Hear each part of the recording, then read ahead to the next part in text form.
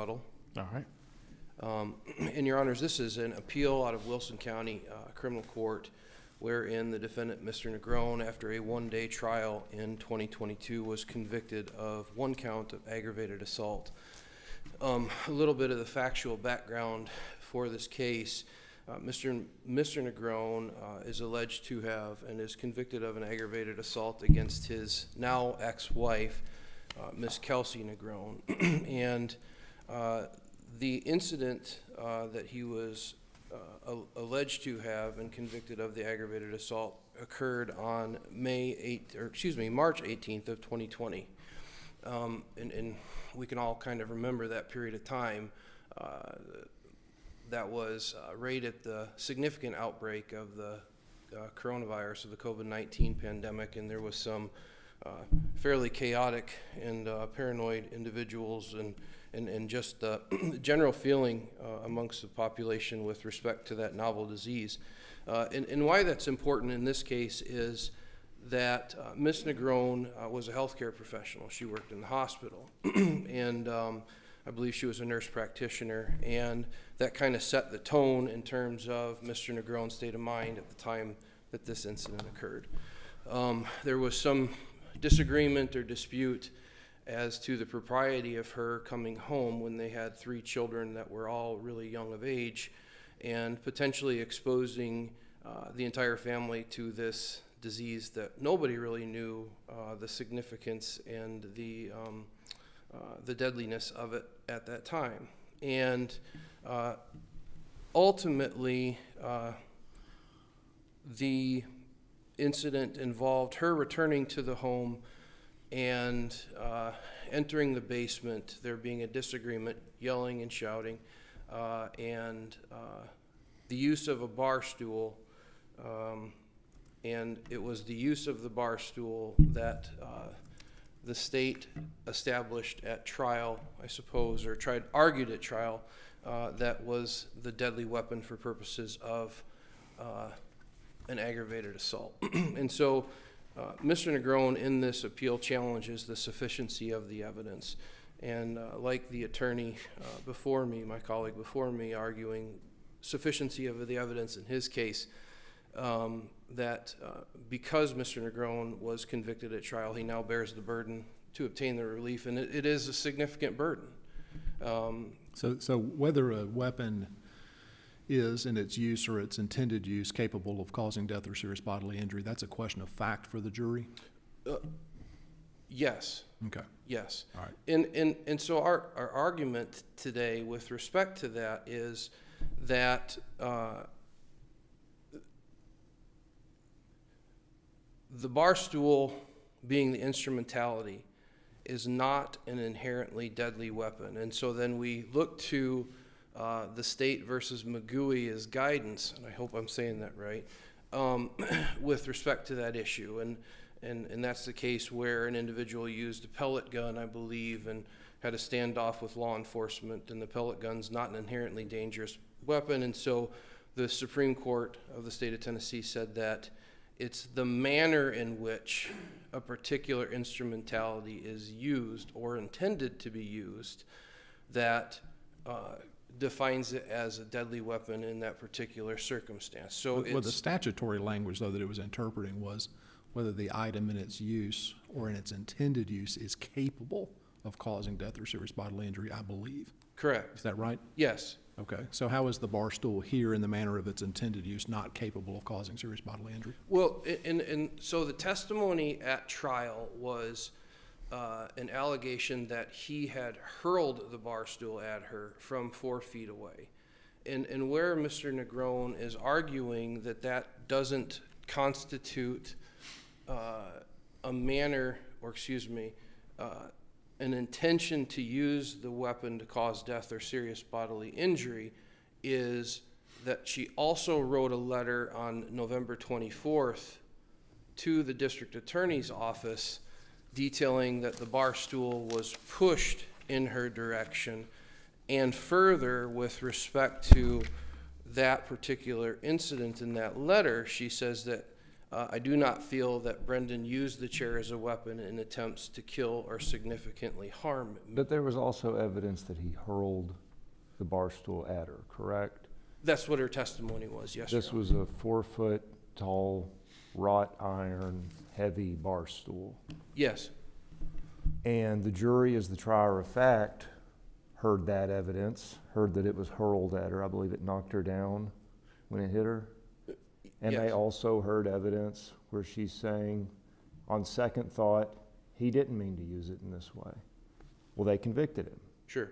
So legally, they accepted this version and rejected this one. So these are the facts we're stuck with on appeal, are we not? Well, we're stuck with the facts, but we're not stuck with the application of those facts to the Magui decision with respect to determining whether it's an inherently dangerous weapon. Sure, but you have to view those facts in a sufficiency challenge in the light most favorable to the state. Sure. Not- And, yes, Your Honor.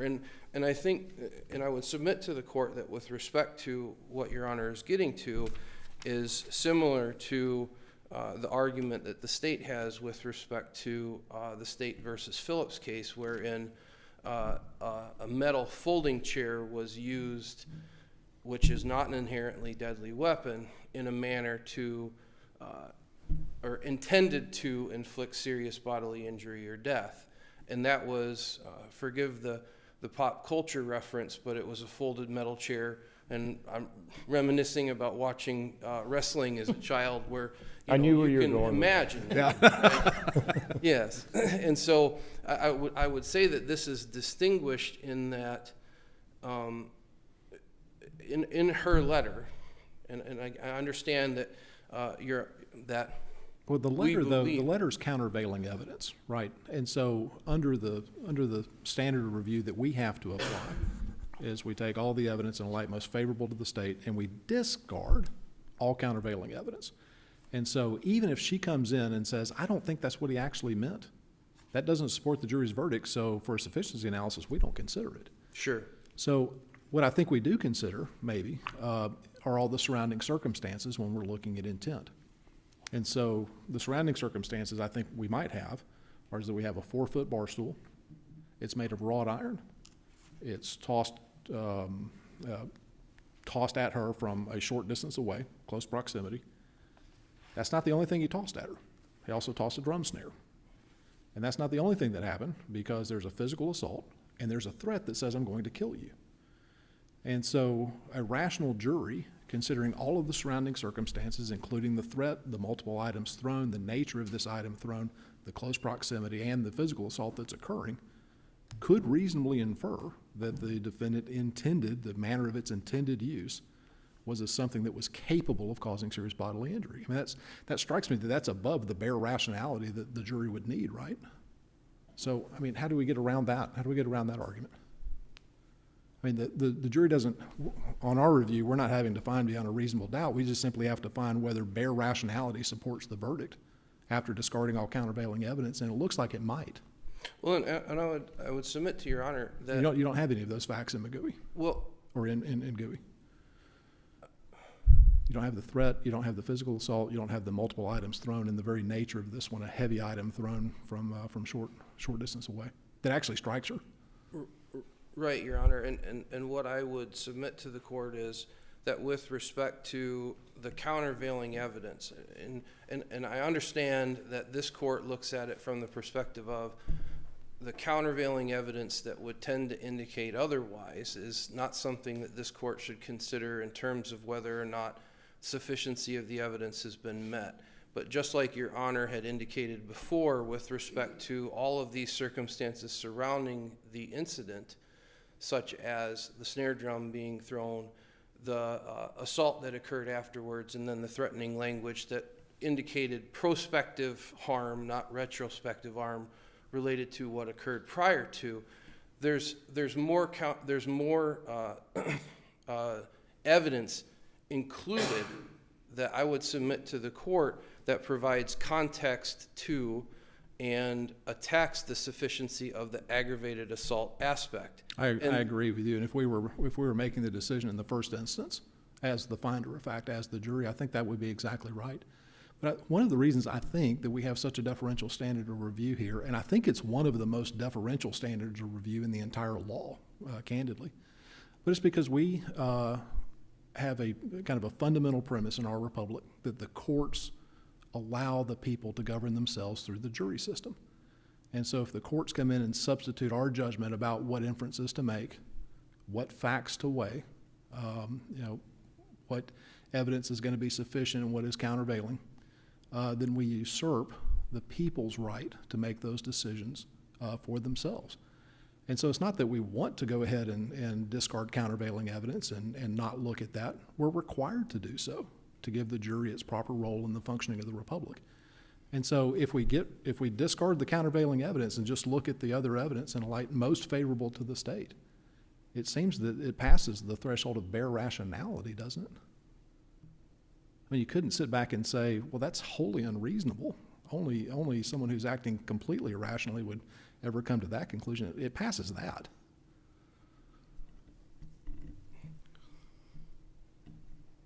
I would have to argue against that, Your Honor. Which is fine. That's why you're here.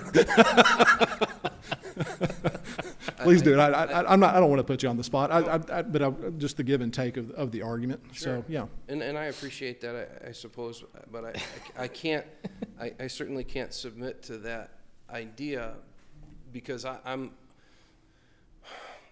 from the perspective of what the jury had to analyze on the day that the trial occurred, and when they made and rendered their verdict.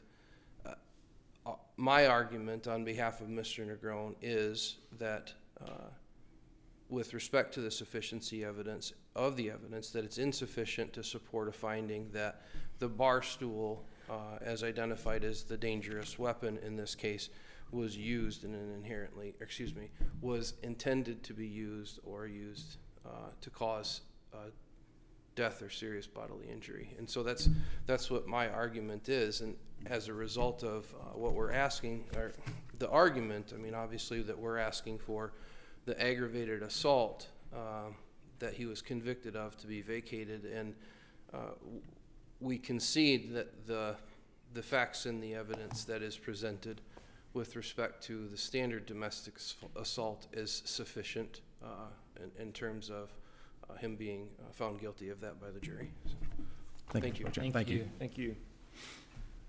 General.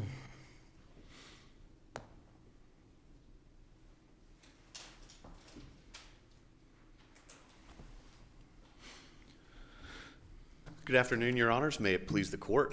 Davey Douglas on behalf of the state. This court should affirm the defendant's conviction for aggravated assault because the evidence is sufficient to show that the wrought iron bar stool was a deadly weapon.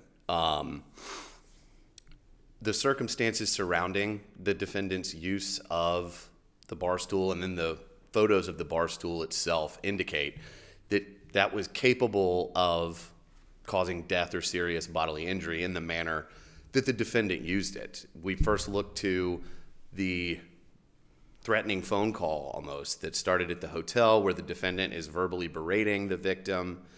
She comes home and the defendant continues to yell at her, calls her a terrible mother, and then hurls the 4-foot wrought iron bar stool across the floor at her with enough force to knock her to the ground. And it left bruises that were still visible days later when she was examined by, I believe, either a doctor or it was someone in law enforcement. So, General, are you familiar with State versus Prince involving the L bracket? Unfortunately, Your Honor, I don't know that I recall that. That's okay. This was a case, I think, if I'm recalling the case correctly, where the defendant was meeting the victim with an L bracket, just an L bracket, hit the victim once, caused bodily injury, but not serious bodily injury. And I think this court held on appeal that where you had a single strike that did not cause serious bodily injury, that maybe under those circumstances it would not be proper to find that the use or the manner of its intended use causes death or serious bodily injury. There's a little bit more to Prince than that, but taking kind of that, how would you distinguish that kind of situation from this one? I would first distinguish it with the additional assault that occurred when the defendant jumped on top of the victim and struck her in the face. And then the real distinguishing factor would be the threat, where he threatened to kill her if she didn't leave. And that's really what makes this case so analogous to State versus Phillips, where you have the chair that I believe was only used to hit the victim once, but then you had the fact that the defendant broke 2 phones with the chair and then later threatened the victim. This court absolutely relied heavily on those circumstances to conclude that that folding chair was a deadly weapon. And again, all of the circumstances present here, I think, really do distinguish this from Prince. This isn't a case where there was just one blow, and it was the fact that Well, one blow with the bar stool, though. right, Right. one blow with the bar stool. But you're saying in the other totality of the circumstances is different than Prince? Yes, Your Honor, I believe so. Again, I say that too with, I don't have the facts readily available to me right now, but I do believe that these additional circumstances are what makes this very distinguishable. And both Judge Greenholz and Judge Hickson, you both recognize that we do have this letter from the victim, but that's something that the jury heard, and their verdict shows that they didn't believe that letter, that they chose to credit her trial testimony. And it's that trial testimony, along with the photos of the bar stool itself, that, taken together, rational trier of fact could find that the bar stool was a deadly weapon. What do you make of counsel's argument that the threat to kill the victim here occurred after the throwing of the bar stool? That's where I would again point this court to Phillips, where the threat also occurred after the defendant hit the victim with the folding chair. But I think the subsequent threat does show that it was at least in the defendant's mind at the time he threw the chair that he wanted to use it to cause serious bodily injury or possibly death. And I don't think that there's any type of cutoff that requires a threat to come before the use of the weapon. It's just shining more of a light on the defendant's intent at the time he used the weapon. And so I think this court absolutely should and can look to that threat and rely on it. I was curious about the letter and how much weight the letter actually carries. So let's assume that we don't discard it as countervailing evidence in a sufficiency analysis. I thought that the letter actually said his reaction of pushing the chair at me was an effort to keep me away from him, comma, according to him. And that says, I think the way maybe that a representation of the letter has been made is that she was opining on her view of what his thought process was. When I'm reading the letter, I'm just seeing her essentially recite what he has told her. And so it seems to carry almost no weight in that regard.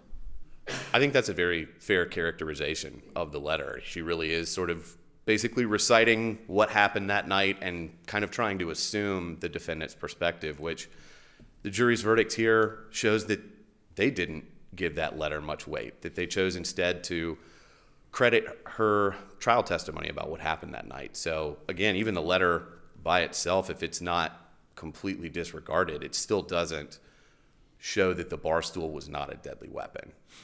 And again, this is a classic credibility determination for the jury, and that's something that this court has repeatedly and consistently said they're not going to disturb on appeal when analyzing the sufficiency of the evidence. And so we would ask this court, unless there are any further questions, to affirm the defendant's conviction for aggravated assault. Thank you. Thank you, General.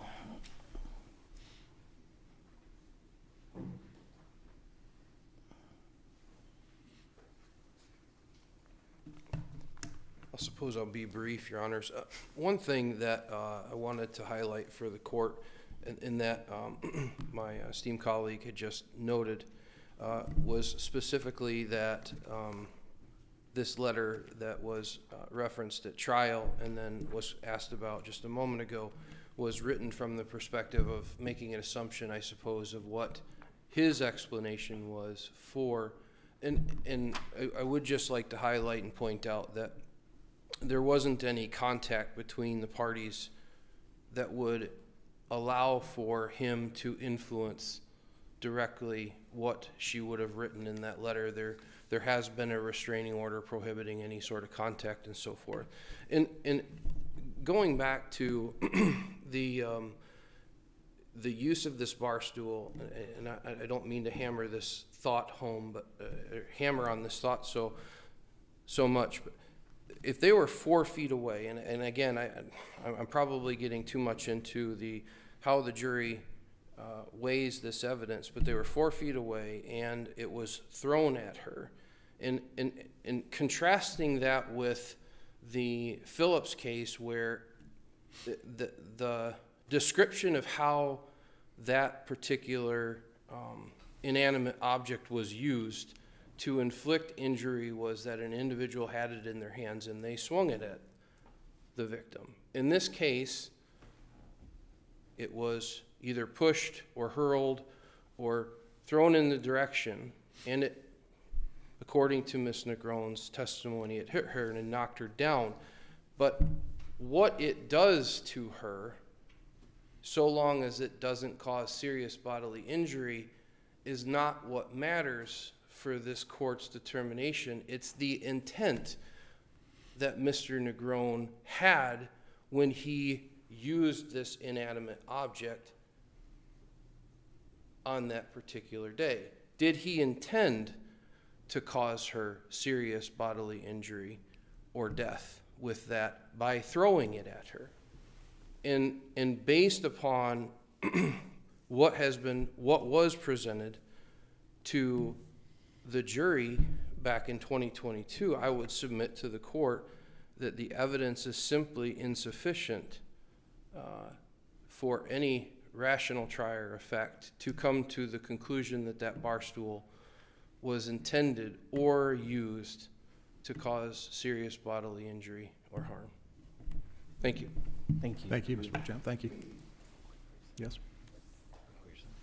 We're going to take a quick recess. All rise.